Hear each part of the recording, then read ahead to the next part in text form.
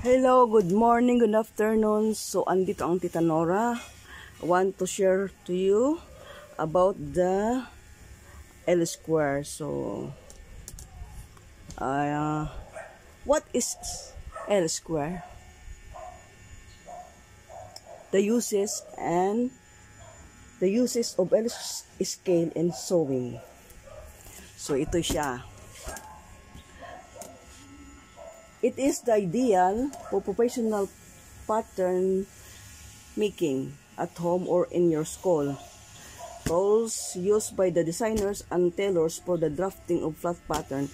So ito ay ginagamit ng mga master cutter professionally. So ito yung ginagamit nila. Kaya ito ay mahalaga at ito ay nagki-create ng 90 degrees, saka ang angles niya ay tuwid talaga siya. So ito L square, ang longer arm niya ay ang lapad niya ay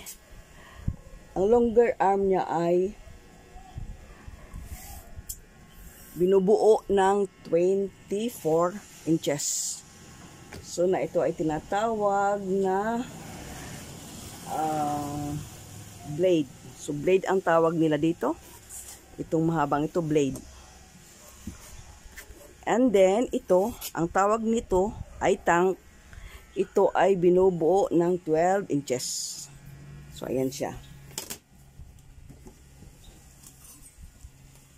So ito, there are two system measurement, which is imperial system and then the symmetric system. So itong metric system is composed of centimeters, millimeters, ayan, at meters. So ito yung metric system. Ito namang imperial system ay composed of inches, 1 foot, yard, and mile. So yan siya ang pagkakaiba nilang dalawa. So, una ko munang ituturo ito. So, ito ay huli na. Pero ito ay pareho lang sila. Pareho lang silang sukat pero magkaiba, different. Pareho lang silang pang sukat pero magkaiba ang gamit nila. No? Magkaibang sukat nila. Pareho sila sa gagamitin mo sa pagsukat pero magkaiba sila. So, iba itong meters or millimeters. Ito naman ay inches. Magkaiba po sila. Dito sa L square, meron siyang division, no? Ang division niya ay 1/12. Ayan. 1/6.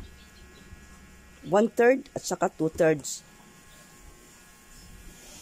Ito din dito, ganoon din. 1/12, 1/8, 1/3. So, 2/3. Diba? So, 1/3. Ito yung 1/3. O, 1/6. O, 1/12. So, yan. So, dito naman sa kanyang short arm. So, ito naman ay 1/16, 1/8, 1/4, 1/2. So, dito ha. O, dito naman sa centimeters ay 1/16 din, 1/8, 1/4, and 1/2. So, pareho lang sila. So, magkaiba lang. Pareho lang ang kuha ng 1/8. Tapat-tapat na yan. Pero ang gamit ay centimeters. So, ayan siya yung dalawa. So, ito ay nagkikreate ng magandang eskwalado. So, may mga kanya-kanyang division siya. So, ayan. So, sa pangalawang video ko, makikita nyo kung paano yan. Paano yan. And then, sa susunod pa mga video ay, next video ay paano gamitin sa paggawa ng pantalon, paggawa ng bestida, paggawa ng coat. So, hanggang dito na lang. Share ko lang sa inyo. Bye for now. God bless everyone. Have a good day.